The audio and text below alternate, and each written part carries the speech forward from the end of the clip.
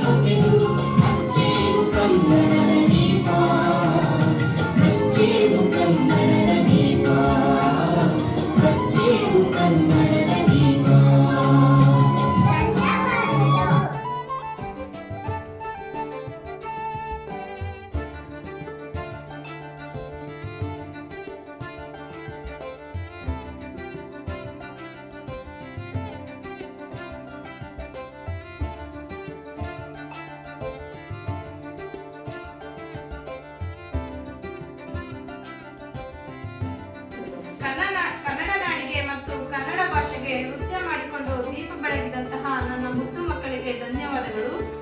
ಬನ್ನಿ.